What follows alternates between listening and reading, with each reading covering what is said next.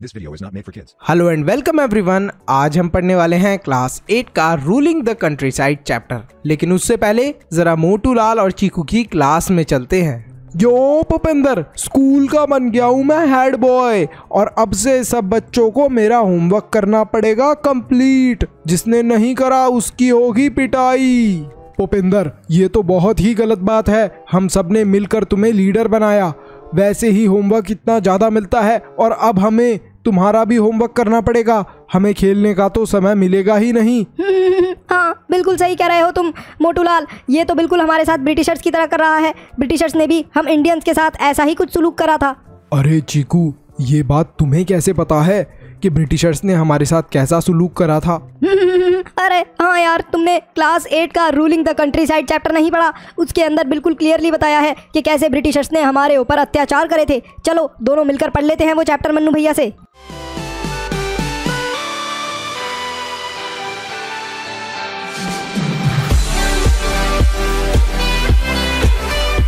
The company becomes the दीवान।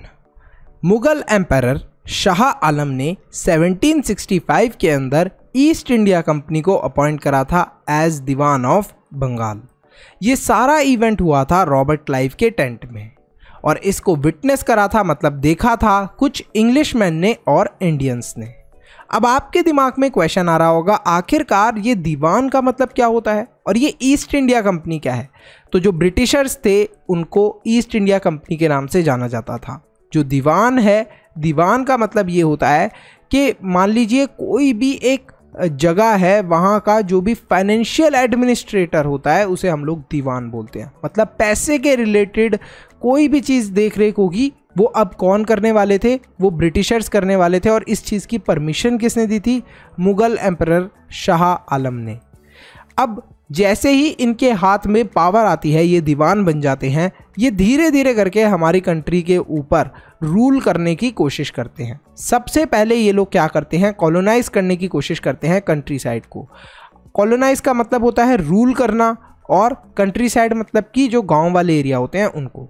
तो इन्होंने क्या करा? सबसे पहली कोशिश ये करी कि जो गांव वाले एरिया थे उनके ऊपर रूल करने की कोशिश करी। जितने भी रेवेन्यू सोर्सेज थे, जहां जहां से पैसे आ सकते थे, उन्हें अच्छे से ऑर्गेनाइज करा, एक प्रॉपर वे में लिखा, उसके बारे में जानकारी ली। जो भी लोगों के राइट्स थे उनके अंदर भी इन्होंने कुछ बदलाव लेकर आए। मतलब कि जैसे कि आपने देखा था कि पहले सब बच्चों को अपना अपना होमवर्क करना पड़ता था, लेकिन जब से भूपेंद्र बना था लीडर, उसने बोला कि तुम्हें मेरा भी होमवर्क करना पड़ेगा। तो इसी तरीके से ब्रिटिशर्स ने जो भी लोगों के राइट थे उनके अंदर भी चेंजेस लेकर आए। इनको जिस क्रॉप की ज़रूरत होती थी वही क्रॉप उगाने के लिए बोलते थे। तो इस तरीके से ब्रिटिशर्स ने धीरे धीरे करके दीवान बनकर चेंजेस लेकर आए। इसके बाद आता है रेवेन्यू फॉर द कंपनी। अब ब्रिटिशर्स ने पैसे कैसे कैसे कमाए हम वो पढ़ने वाले हैं। ब्रिटिशर्स के पास अब दीवान राइट्स आ गए थे, मतलब कि पैसों के रिलेटेड चीज़ें अब ये हैंडल करने वाले थे। इसी वजह से इन्होंने सबसे पहली चीज़ जो करने की कोशिश करी वो ये थी कि कैसे हम लोग ज़्यादा से ज़्यादा पैसा कमा सकते हैं। अभी भी ब्रिटिशर्स को एज अ ट्रेडर देखा जाता था, मतलब कि व्यापारी की तरह देखा जाता था। लेकिन फिर भी इन्होंने अब सोच लिया था कि हम ज़्यादा से ज़्यादा पैसा कमाएंगे। पहले ब्रिटिशर्स को कोई भी चीज़ अगर इंडिया के अंदर खरीदनी होती थी तो वो लोग क्या करते थे? गोल्ड या सिल्वर दे के चीज़ें खरीदा करते थे। But after this Diwan right इन्होंने क्या करा कि जो हमारा ही पैसा था, जो इन्होंने हमसे पैसा कलेक्ट करा था एज अ टैक्स या फिर और किसी तरीके से, उसी पैसे से अब ये चीज़ें परचेज कर पा रहे थे इंडिया के अंदर। तो इन्हें ब्रिटेन से गोल्ड या सिल्वर मंगाने की ज़रूरत नहीं पड़ रही थी। तो यहाँ पर आप देख रहे हो ब्रिटिशर्स कितने स्मार्ट थे, हमारे पैसे से ही हमारी चीज़ें खरीद रहे थे।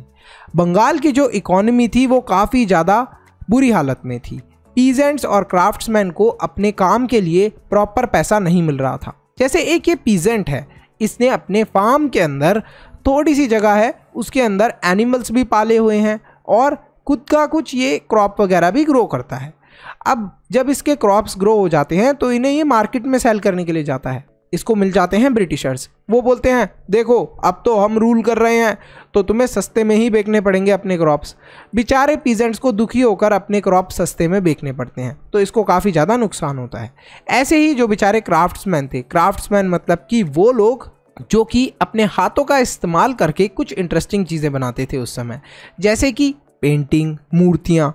तो इन लोगों को भी काफ़ी फोर्सफुली काम करवाया जा रहा था और बोला जा रहा था कि सस्ते में जो भी तुम्हारी चीज़ें हैं वो हमें दो। 1770s के अंदर एक बहुत बड़ा टेरेबल फेमाइन हुआ, मतलब कि खाने की कमी हो गई, जिसकी वजह से 10 मिलियन लोगों की डेथ हुई बंगाल के अंदर। अब आप सोच सकते हो कितने सारे लोगों की मौत हुई just because of food. No one gave attention to the plight of affected people. इस चीज़ को लेकर ब्रिटिशर्स ने बिल्कुल भी ध्यान नहीं दिया। उन्होंने इस चीज़ की बिल्कुल भी फिक्र नहीं करी कि इतने सारे लोगों की भूख से मौत हो रही है। ब्रिटिशर्स ने यहाँ तक कि अगर कोई अपनी प्रॉब्लम बताता था, पीजेंट या फिर क्राफ्टमैन, तो उसको वो अटेंशन नहीं देते थे। दे डिड नॉट पे हीट। इन सारे मैटर्स को वो अटेंशन नहीं देते थे। उनका सिर्फ एक ही काम था, वो था कि कैसे हम लोग ज़्यादा से ज़्यादा पैसा बनाएं by trade. The need to improve agriculture. जब ईस्ट इंडिया कंपनी के अंदर लॉर्ड कार्निवल्स ने रूल करना शुरू करा तो उन्होंने इंट्रोड्यूस करा परमानेंट सेटलमेंट को इन 1793। अब ये जो परमानेंट सेटलमेंट था, इसका मतलब क्या था? जैसे ये बनानाज हैं, ये बनानाज मार्केट के अंदर फॉर एग्जांपल 100 रुपीज़ पर केजी सेल हो रहे हैं। तो ब्रिटिशर्स ने बोला अगर 100 रुपीज़ पर केजी पे सेल हो रहे हैं तो 50 रुपीज़ इसमें हमारे फिक्स। लेकिन अगर ये बनानास फ्यूचर में जाके 150 रुपीज़ पर केजी पे सेल होते हैं तो क्या होगा? मतलब कि अब तो 50 रुपये इनका दाम बढ़ गया है, तो ब्रिटिशर्स को तब भी 50 रुपीज़ ही मिलेंगे। तो इसी को बोला था परमानेंट सेटलमेंट, मतलब कि एक फिक्स रेवेन्यू मिलेगा ब्रिटिशर्स को। इसको ये फ्यूचर के अंदर बढ़ाने नहीं वाले। अब ये जो पूरा पैसा था, इसको कलेक्ट करने की भी जिम्मेदारी किसी को देनी थी, तो इन्होंने चूज़ करा ज़मींदार्स को। ज़मींदार्स क्या करेंगे? ये सारा पैसा कलेक्ट करेंगे और ब्रिटिशर्स को देंगे, और साथ ही में ब्रिटिशर्स कुछ थोड़ा बहुत पैसा इन ज़मींदार्स को भी देने वाले हैं, जिससे कि ये लोग क्रॉप प्रोडक्शन, मतलब कि जितने ज़्यादा क्रॉप्स उग रहे हैं और ज़्यादा क्रॉप्स अच्छे से ग्रो करें, और सॉइल की जो फर्टिलिटी थी, मतलब क्वालिटी थी, वो भी इम्प्रूव होती रहे।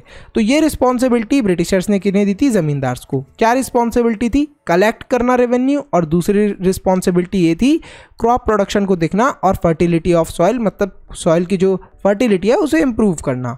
लेकिन ज़मींदार्स ने क्या करा? उन्होंने जो पैसा मिला करता था क्रॉप प्रोडक्शन को इम्प्रूव करने के लिए और सॉइल की फर्टिलिटी को इम्प्रूव करने के लिए, इस पैसे को खर्च ना कर कर अपने पास जमा करना शुरू कर दिया, और इसी वजह से ये लोग बहुत सारा पैसा अपने पास जमा कर पा रहे थे।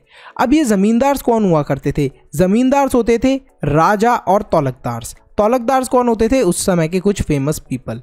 तो ये लोग क्या करते थे? आपको पता चल गया कि ये लोग पैसा सेव करते थे और अपने पास बचा कर रख लिया करते थे। अब इस चीज़ की वजह से जो भी हमारे लैंड रिसोर्सेज थे, मतलब कि जो भी हमारी क्रॉप्स थी और जो भी ज़मीन थी, वो काफ़ी ज़्यादा ख़राब हो गई थी। एक्सप्लॉयटेशन हो रहा था लैंड रिसोर्सेज का। अब ब्रिटिशर्स पैसा दे तो रहे थे इनको इम्प्रूव करने के लिए, लैंड रिसोर्सेज को, लेकिन ये लोग उस पैसे को खर्च ही नहीं कर रहे थे, अपने पास रख रहे थे। अब आप लोग फटाफट कमेंट सेक्शन के अंदर बताना कि जो ज़मींदार थे उनकी क्या क्या रिस्पॉन्सिबिलिटी हुआ करती थी। द प्रॉब्लम, ब्रिटिशर्स ज़मींदारी को ऑक्शन करा करते थे। अब ये जो ऑक्शन है, इसका मतलब क्या होता है? मतलब बोली लगाई जाती थी। सर इसका मतलब क्या है? जैसे कि एक विलेज है जिसका नाम है ढोलकपुर, वहाँ की किसी को ज़मींदारी चाहिए, तो वो क्या करता था? उसको ब्रिटिशर्स को कुछ पैसा पे करना पड़ता था। जैसे मैं 15 लाख रुपीज़ देने के लिए तैयार हूँ और मुझे ढोलकपुर की ज़मींदारी मिल जाएगी। लेकिन फिर कोई और पर्सन आया, कोई और राजा आया, उसने बोला कि मैं 15 नहीं, मैं तो 20 लाख रुपीज़ दे दूंगा, मुझे वहाँ की ज़मींदारी दे दो। तो ब्रिटिशर्स क्या करेंगे? जो ज़्यादा पैसा देगा उसको ज़मींदारी दे दिया करते थे। मान लीजिए अगर ये राजा पैसे देने में नाकामयाब हो जाता था तो इसकी ज़मींदारी छीन ली जाती थी। तो इस तरीके से ब्रिटिशर्स ज़मींदारी देकर भी पैसा कमाया करते थे।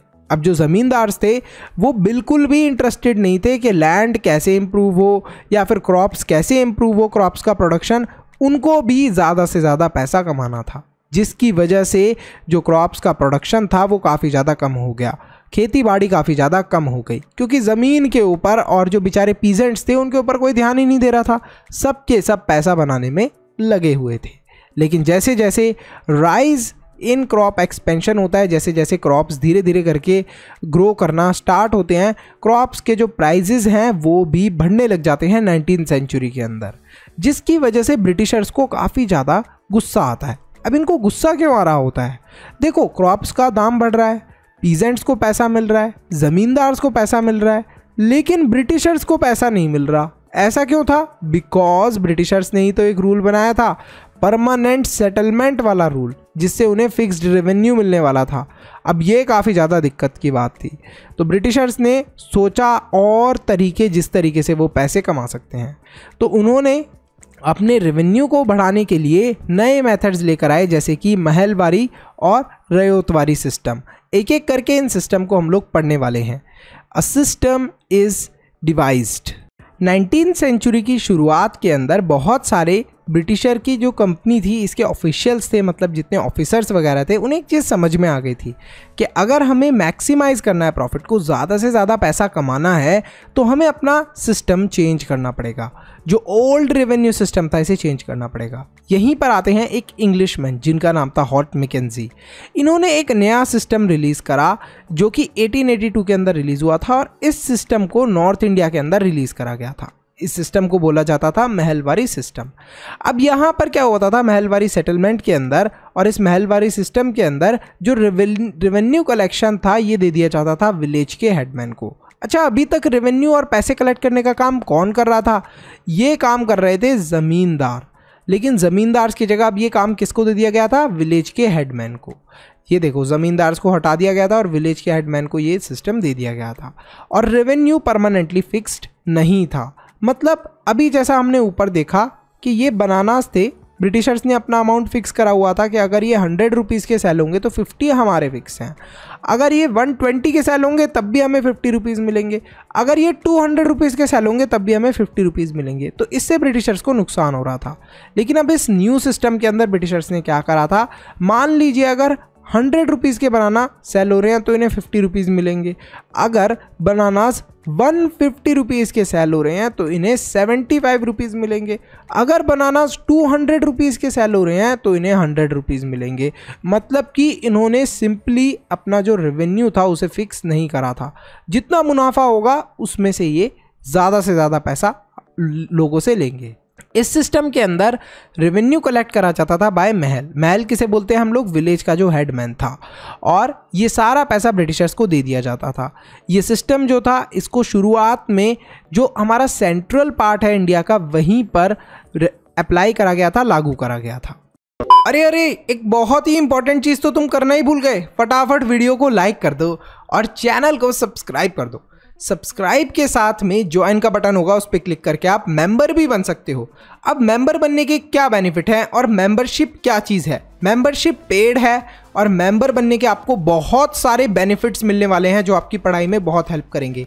एक तो आपके डाउट्स फटाफट क्लियर कर दिए जाएंगे अगर आप मेंबर बनते हो। एक्सक्लूसिव लिंक मिलने वाला है आपको नोट्स का, जिन नोट्स से हम लोग पढ़ा रहे हैं वीडियोस के अंदर वो आपको मिलने वाले हैं।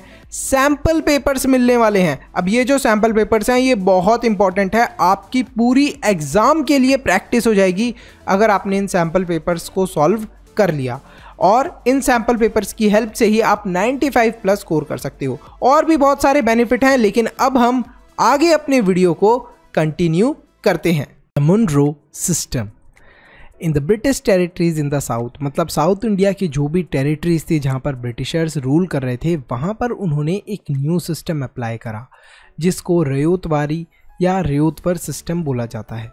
रयोतवारी को इनिशिएट करा था कैप्टन अलेक्जेंडर रीड ने और थॉमस मुनरो ने।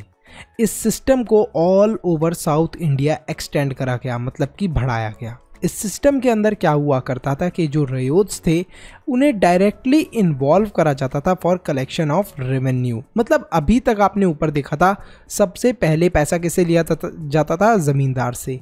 उसके बाद एक हेडमैन को बनाया गया था। ये कहाँ पर चल रहा था? ये चल रहा था हमारा नॉर्थ इंडिया और सेंट्रल इंडिया के अंदर प्रोसेस। लेकिन साउथ इंडिया के अंदर क्या करा था ब्रिटिशर्स ने? काफ़ी क्लेवरली डायरेक्टली जो पीजेंट्स हुआ करते थे, फार्मर्स हुआ करते थे, उन्हीं से डायरेक्टली इस पैसे को, रेवेन्यू को कलेक्ट करना शुरू कर दिया। प्रॉपर असेसमेंट होता था किसी के भी लैंड का, और उससे जो भी पैसा हुआ करता था वो एक फिक्स अमाउंट में ले लिया जाता था कि अब तुम्हारे लैंड से हमें इतना इतना पैसा फिक्स एवरी मंथ मिला करेगा। British officials were appointed to collect the revenue, और डायरेक्टली यहाँ से ब्रिटिश जो ऑफिशियल्स हुआ करते थे वो जाकर पैसा कलेक्ट करा करते थे। तो ये एक नया सिस्टम था जो कि साउथ इंडिया में चल रहा था। जो ये रियायतवारी सिस्टम था ये बिल्कुल भी अच्छा नहीं था, क्योंकि ब्रिटिशर्स बहुत ज़्यादा पैसा डिमांड कर रहे थे। अब ये इतना ज़्यादा पैसा था कि कभी कभी तो रियायत्स उतना ज़्यादा पैसा कमाते भी नहीं थे। तो ये जो पीजेंट्स थे ये अनेबल हो गए थे, मतलब पैसा दे ही नहीं पा रहे थे ब्रिटिशर्स को। तो इसी वजह से जो रियायत्स थे कंट्री साइड के, मतलब कि गांव वाले विलेज वाले एरिया के, उन्होंने तो अपना एरिया जो था जहां पर वो फार्म करा करते थे उसे भी खाली करके वो लोग वहां से चले गए थे। तो आप देख सकते हो कि उस एरिया का कुछ समय में क्या हुआ, वो ज़मीन बंजर हो गई, क्योंकि अब कोई भी पीजेंट यानी कि फार्मर उसकी केयर टेकिंग नहीं कर रहा था। तो यहाँ पर ब्रिटिशर्स इतने ज़्यादा लालची हो गए थे, इस वजह से बेचारे पीजेंट्स ने काम करना ही छोड़ दिया था। पीजेंट्स को फोर्सफुली उनके लैंड से निकाल भी दिया जाता था अगर वो ब्रिटिशर्स को पैसा नहीं देते थे। इसी वजह से काफ़ी ज़्यादा क्लैशेस भी हुए, मतलब कि ब्रिटिशर्स के अंदर और पीजेंट्स के अंदर लड़ाइयाँ भी हुई।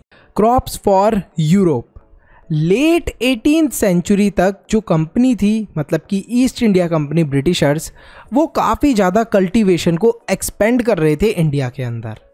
दो ऐसे क्रॉप थे जिनकी काफ़ी ज़्यादा डिमांड थी यूरोप के अंदर, वो थे ओपियम यानी कि अफीम और इंडिगो यानी कि नील। अब अफीम का इस्तेमाल नशे के लिए भी होता है और बहुत सारी मेडिसिन्स के लिए भी, और इंडिगो को ज़्यादातर हम चीज़ों को डाई करने के लिए इस्तेमाल करते हैं, कलर करने के लिए इस्तेमाल करते हैं इंडिगो को। जो ब्रिटिशर्स थे उन्होंने कल्टीवेटर्स, मतलब कि जो लोग क्रॉप्स उगाया करते थे, उन्हें फोर्स करा कि भाई तुम लोग jute, tea, sugar cane, wheat, cotton और राइस ज़्यादा से ज़्यादा उगाओ। इंडिगो काफ़ी ज़्यादा डिमांड के अंदर था यूरोप के अंदर।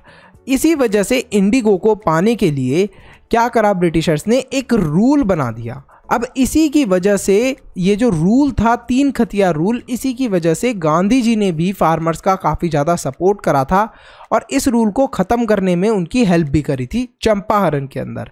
तो अब ये जो 3 खतिया रूल है इसका मतलब क्या है? देखो 3 खतिया रूल के अंडर मतलब ये था, अगर आपके पास 20 खतिया लैंड है, ये देखो अगर आपके पास 20 पार्ट्स हैं एक लैंड के, तो जो 3 पार्ट्स होंगे उसके अंदर आप सिर्फ और सिर्फ क्या उगाने वाले हो, you are only going to grow indigo यानी कि नील उगाने वाले हो। तो ये था 3 खतिया रूल।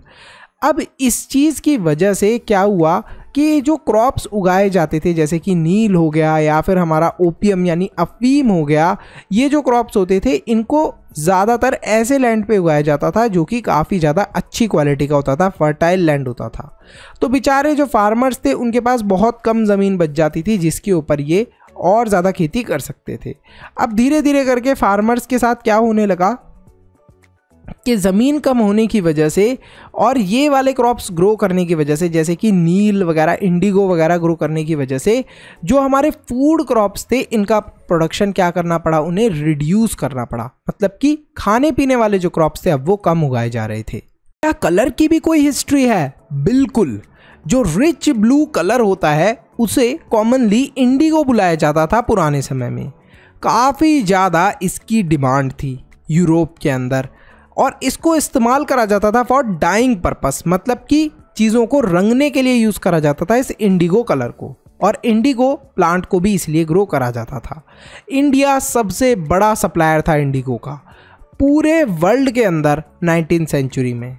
इंडिगो का जो कल्टीवेशन था ये एक बहुत बड़ा रीज़न था जो हमारे फार्मर्स थे उनकी पुअर कंडीशन का, क्योंकि फार्मर्स को फोर्सफुली जहाँ पर वो लोग खाने पीने की चीज़ें उगा सकते थे उस लैंड पे फोर्सफुली बोला जा रहा था कि भैया 3 खतिया रूल तुम्हें फॉलो करना पड़ेगा और यहाँ पर इंडिगो ही तुम लोग उगा सकते हो, जिसकी वजह से काफ़ी ज़्यादा राइट्स हुए, लड़ाई झगड़ा हुआ फार्मर्स के बीच में और ब्रिटिशर्स के बीच में। Why the demand for Indigo? आखिरकार इंडिगो के लिए इतनी ज़्यादा डिमांड क्यों थी? 13th सेंचुरी तक जो इंडिया का इंडिगो था ये काफ़ी जगह इस्तेमाल हो रहा था। एक इम्पॉर्टेंट जगह थी क्लोथ मैन्युफैक्चरर्स की, मतलब जो लोग कपड़े बनाया करते थे वो काफ़ी ज़्यादा इंडिया का इंडिगो यूज़ कर रहे थे। क्लोथ्स को ब्लू कलर का करने के लिए। अब इंडिगो जो था इंडिया का वो काफ़ी ज़्यादा अच्छी क्वालिटी का था और जो इंडिगो से कलर आता था ब्लू कलर वो काफ़ी अच्छा लगता था देखने में कंपेयर टू अदर प्लांट्स। तो इस वजह से इंडिगो को ही इस्तेमाल करा जाता था चीज़ों को कलर करने के लिए। इंडिगो की जो प्लांटेशन थी वो नॉर्थ अमेरिका में भी होती थी, मैक्सिको में भी होती थी, लेकिन इस समय यहाँ पर जंग चल रही थी। एक इस रीज़न की वजह से जो डिमांड थी इंडिगो की वो पूरी नहीं हो पा रही थी ब्रिटेन की। अब ये जो ब्रिटेन थे मतलब ये जो ब्रिटिशर्स थे इन्हें इतनी ज़्यादा ज़रूरत इंडिगो की आखिर क्यों पड़ रही थी? क्योंकि इनके पास थी बड़ी बड़ी इंडस्ट्रीज़, हैवी इंडस्ट्रियलाइजेशन हुआ था, बड़ी बड़ी फैक्ट्रीज थी जिन्हें कंटिन्यूसली कपड़ों को ब्लू कलर का करना था, मतलब रंगना था, डाई करना था क्लोथ्स को, तो उन्हें इंडिगो की कंटिन्यूसली ज़रूरत थी। और ये डिमांड को पूरा करने के लिए जो ब्रिटेन था उसे कुछ ना कुछ जुगाड़ लगाना पड़ रहा था। तो ब्रिटिशर्स ने सोचा क्यों ना जिन देशों के ऊपर हम राज कर रहे हैं जैसे कि इंडिया के ऊपर, अफ्रीका के ऊपर, यहाँ के लोगों को फोर्स करा जाए और बोला जाए कि इंडिगो उगाओ। तो इसी तरीके से हम लोगों को फोर्स करा गया क्योंकि यहाँ पर हमारे पास ज़मीन भी अवेलेबल थी और यहाँ की जो लेबर है मतलब जो यहाँ के लोग हैं, इंडिया के लोगों के, अफ्रीका के लोगों के, इनको काफ़ी कम पैसे देकर काम भी करवाया जा सकता है, चीप लेबर है। तो इस चीज़ का ब्रिटिशर्स ने फ़ायदा उठाया और यहाँ पर इंडिया के अंदर काफ़ी ज़्यादा इंडिगो ग्रो करवाया। Britain turns to India. अब फाइनली ब्रिटेन डिसाइड करता है कि यार इंडिया के अंदर ही हम लोग और ज़्यादा इंडिगो उगाएंगे, इसके लिए हम लोग ज़्यादा से ज़्यादा एक्सपेंड करेंगे। तो यही चीज़ ये लोग करने की कोशिश करते हैं। इंडिगो ट्रेड जैसे जैसे करके इंडिया के अंदर बढ़ता गया, जितने भी ऑफिशियल्स थे ईस्ट इंडिया कंपनी के, उन्हें एक चीज़ समझ में आ गई कि अगर हम लोग इंडिगो की खेती के अंदर अपना पैसा लगाएंगे, इन्वेस्ट करेंगे, किसानों को मान लो पैसा उधार दे दिया तो अच्छा खासा हमें रिटर्न आएगा क्योंकि इंडिगो काफ़ी महंगा बिकने वाला है। तो इस चीज़ पे ध्यान रख के उन्होंने इंडिगो के अंदर इन्वेस्टमेंट भी कर दी थी। अब इंडिगो को कैसे कल्टीवेट करा जाता था, उगाया कैसे जाता था? तो दो मेन सिस्टम थे इंडिगो कल्टीवेशन के, एक था निज और एक था रेवती। काफ़ी इंपॉर्टेंट है ये टॉपिक। जो निज सिस्टम था इसके अंदर जो प्लांटर था मतलब जो इंडिगो को उगाया करते थे वो डायरेक्टली ये लैंड ले लिया करते थे या फिर रेंट कर लिया करते थे फ्रॉम ज़मींदार्स उन्हें रेंट पर दे देते थे या फिर ये लैंड कुछ समय के लिए उन्हें दे दिया करते थे। तो जो प्रॉब्लम थी निज कल्टीवेशन के अंदर वो एक मेन प्रॉब्लम ये थी कि कल्टीवेशन के लिए फर्टाइल लैंड चाहिए था, मतलब काफ़ी अच्छी क्वालिटी की ज़मीन होनी चाहिए थी और ज़मीन का साइज़ भी बड़ा होना चाहिए था। तो इसी वजह से काफ़ी जो बड़े एरियाज़ थे उन्हें पाने में दिक्कत हो रही थी। अब दिक्कत क्या हो रही थी? क्योंकि लोग उन बड़े बड़े एरियाज़ में रहा करते थे, लेकिन अभी तो खेती के लिए मतलब जो हमारा नील है जिसको हम लोग बोल रहे हैं इंडिगो की खेती के लिए ज़रूरत थी ज़्यादा ज़मीन की। तो यहाँ पर क्या करा गया, जो हाईली पॉपुलेटेड एरिया थे जहाँ पर लोग रह रहे थे उन जगहों को भी खाली करवाया गया। ये बोला गया कि यहाँ पर क्या होगी, यहाँ पर अब कल्टीवेशन होगी ऑफ इंडिगो। और इसी वजह से जो लोग रहा करते थे उन एरिया के अंदर उनका काफ़ी ज़्यादा कॉन्फ्लिक्ट हुआ, लड़ाइयाँ हुई ब्रिटिशर्स के साथ भी कि भाई ऐसा क्यों कर रहे हो, हमें हमारे घरों से क्यों हटा रहे हो, just because you want to cultivate indigo. तो उन्होंने लेकिन उन लोगों को हटा दिया। अब निज कल्टीवेशन की एक और भी प्रॉब्लम थी कि इसको उगाने के लिए जो हमारा जो इंडिगो है इसको उगाने के लिए अंडर निज कल्टीवेशन काफ़ी लार्ज स्केल पर हमें प्लोज और बुलक्स की ज़रूरत पड़ती थी। प्लो क्या बोलते थे हम लोग, जो एक तरीके के इंस्ट्रूमेंट हो गए जिससे हम लोग ज़मीन को खोदते हैं, प्लोइंग को बोलते हैं हम लोग, ज़मीन को खोदने को बोलते हैं प्लोइंग। और यहाँ पर बुलक्स कम बोलते हैं हम लोग, ये जो फार्म एनिमल्स हो गए इनकी भी ज़रूरत पड़ती थी। लेकिन इतने सारे फार्म एनिमल्स कैसे आए? एक तो बड़ी प्रॉब्लम ये भी थी कि जो जितने भी फार्मर्स थे, जितने भी पीजेंट्स थे, उनके पास इतने पैसे नहीं थे कि वो ऐसे इक्विपमेंट खरीद सके, ऐसा सामान खरीद सके जिससे कि प्लोइंग हो पाए। तो यहाँ पर एक बड़ी प्रॉब्लम ये थी कि उनके पास ना ही एनिमल्स थे इतने ज़्यादा और ना ही प्लोइंग के लिए जो भी इंस्ट्रूमेंट्स की ज़रूरत होती है वो थे। तो इसी वजह से जो कल्टीवेशन थी वो काफ़ी ज़्यादा प्रॉब्लम से हो पाती थी। अच्छा, एक और दिक्कत ये भी थी कि ड्यूरिंग द कल्टीवेशन, निज कल्टीवेशन के दौरान ही क्या होता था कि राइस का कल्टीवेशन भी होता था, मतलब चावल भी उगाए जाते थे। तो यहाँ पर जो ज़्यादातर फार्म एनिमल्स होते थे उनको चावल की खेती में भी यूज़ करा जाता था। और साथ ही में जो प्लोज होते थे उनको भी चावल के लिए यूज़ करा जाता था। और लेबर भी इस टाइम काफ़ी कम होती थी। वाई? बिकॉज ज़्यादातर जो लेबर थी वो पीजेंट्स के साथ एंगेज थी इन राइस कल्टीवेशन, मतलब चावल उगाने के लिए बिजी थी वहाँ पर लेबर भी। तो यहाँ पर एक बहुत बड़ी प्रॉब्लम निच कल्टीवेशन के अंदर ये थी। फिर आता है इंडिगो ऑन लैंड ऑफ रेयोट्स। तो रेयोट्स के लैंड पर जब इंडिगो को ग्रो करा गया तब का देखते हैं हम लोग क्या होता है। रेयूती सिस्टम के अंदर जितने भी प्लांटर्स थे उनके साथ एक कॉन्ट्रैक्ट साइन करा जाता था और उनको लालच दिया जाता था कि हम तुम्हें पैसा देंगे। ब्रिटिशर्स ऐसा बोलते थे कि हम तुम्हें पैसा देने वाले हैं, तो वो खुश हो जाते थे, तो उन्हें एडवांस में कुछ पैसा दे देते थे at low rate of interest. काफ़ी कम उनसे ब्याज लिया जाता था इस पैसे का, मतलब रेट ऑफ इंटरेस्ट काफ़ी कम होता था। तो खुशी खुशी जितने भी पीजेंट्स फार्मर्स होते थे बोलते थे ठीक है, हम तो कॉन्ट्रैक्ट साइन कर रहे हैं, हमें पैसा भी पहले मिल रहा है। लेकिन बाद में जब फाइनली इनका इंडिगो ग्रो हो जाता था, उग जाता था, तो इसी इंडिगो को ब्रिटिशर्स काफ़ी सस्ते दाम पर खरीदते थे, जिसकी वजह से दोबारा इन्हें लोन लेना पड़ता था। तो ये जो लोन की साइकिल थी ये ख़त्म ही नहीं होती थी। बेचारे पीजेंट्स और फार्मर्स बार बार लोन लेते रहते थे और फिर इन्हें सस्ते दाम पर बार बार इंडिगो देना पड़ता था to Britishers. After an indigo harvest the land could not be sown with rice. और प्रॉब्लम ये भी थी इसके अंदर कि आपने एक बार इंडिगो इसमें उगा लिया तो बाद में आप इस लैंड को यूज़ नहीं कर सकते टू सो राइस। अब पीजेंट्स जो थे वो प्रेफर तो ये करते थे कि जो इंडिगो है, इंडिगो को प्रोड्यूस करने की वजह से जो सॉइल की फर्टिलिटी है वो काफ़ी कम हो जाती है, मतलब सॉइल उपजाऊ नहीं रहता, उस पर और सारी चीज़ें हम लोग नहीं उगा सकते। लेकिन अगर राइस उगा लेते हैं हम लोग तो राइस से इम्प्रूव हो जाती है वो फर्टिलिटी। लेकिन यहाँ पर इंडिगो को हार्वेस्ट करने के बाद लैंड को हम लोग राइस के साथ सो नहीं कर सकते थे। तो ये सारी प्रॉब्लम थी रेवतीज़ के अंदर। बेसिकली फार्मर्स को लालच दिया जाता था और फिर उनका गलत फायदा उठाया जाता था by Britishers. The blue rebellion and after March 1859 के अंदर thousands of ryots in Bengal refuse to grow indigo. सब लोगों ने मना कर दिया कि हम लोग अब इंडिगो नहीं उगाने वाले। जैसे ही ये जंग चारों तरफ फैली, रेवतीज ने रिफ्यूज कर दिया कि हम प्लांटर्स को रेंट भी नहीं देंगे, मतलब जिनकी ज़मीन के ऊपर इस इंडिगो को ग्रो कर रहे हैं उन्हें रेंट भी नहीं देने वाले, और जितनी भी इंडिगो फैक्ट्रीज थी इनके ऊपर हम हमला भी करने वाले हैं।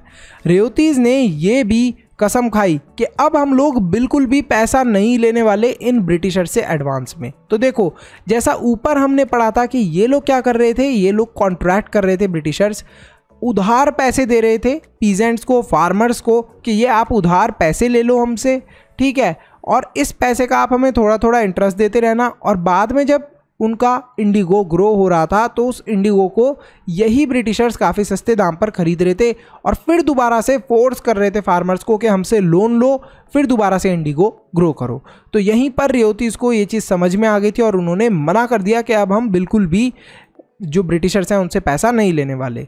गवर्नमेंट ने इस चीज़ की जांच करी, एक कमीशन को सेटअप करा जिसने इंक्वायरी करी, मतलब कि जानने की कोशिश करी कि आखिरकार ये जो इंडिगो प्रोडक्शन है इसके अंदर क्या गलत हुआ है। तो उन्हें पता चला कि फाइनली जितने भी रेवतीज थे ये इनके लिए प्रॉफिटेबल नहीं है, मतलब कि रेवतीज को बिल्कुल भी फ़ायदा नहीं हो रहा इंडिगो उगाने से। तो इस वजह से अब रेवतीज मना कर सकते हैं कि वो इंडिगो नहीं उगाएंगे फ्यूचर के अंदर। तो फाइनली अब रेवतीज के साथ ये काफ़ी अच्छी चीज़ हुई। लेकिन ये रिवॉल्ट एंड होने के बाद इंडिगो प्रोडक्शन जो था वो बंगाल के अंदर बिल्कुल ही ख़त्म हो गया, कोलैप्स हो गया। कोलैप्स का मतलब ख़त्म हो गया, गिर गया। प्लांटर्स जो थे वो फटाफट शिफ्ट कर लेते हैं टू बिहार, मतलब कि वो लोग जो अपनी ज़मीन लेते हैं, ज़मीन को बिहार के अंदर उन्होंने शिफ्ट कर दिया था, ख़रीद लिया था। बिहार के अंदर भी प्लांटिंग करना वहाँ पर उन्होंने शुरू करवा दी थी ऑफ इंडिगो। लेकिन जब ये लोग सारी वही चीज़ें जो ये लोग बंगाल के अंदर कर रहे थे बिहार के अंदर करना शुरू करते हैं तो वहाँ पर भी एक रिवॉल्ट होता है और उस रिवॉल्ट के लिए रिस्पॉन्सिबल होते हैं गांधी जी, और वो एंड कर देते हैं इंडिगो प्रोडक्शन थ्रू तीन कतिया सिस्टम, जो तीन कतिया सिस्टम चल रहा था उसको भी गांधी जी खत्म कर देते हैं। जैसा मैंने आपको शुरू में बताया था कि बिहार के अंदर चंपारण के अंदर ये पूरा मूवमेंट हुआ था। यहीं पर हमारा ये चैप्टर खत्म होता है। आई होप स्टूडेंट्स आपको ये अच्छे से समझ में आया हो। एक बार और इसका वीडियो देखना, लेसन को देखना, रिवाइज हो जाएगा आपका अच्छे से। इस चैप्टर के अगर आपको नोट्स चाहिए, सैम्पल पेपर चाहिए, शाउट आउट चाहिए, तो आप सब्सक्राइब के साथ में जो ज्वाइन का बटन है उस पर क्लिक करके मेंबर बनिए। तो लाइक, शेयर एंड सब्सक्राइब।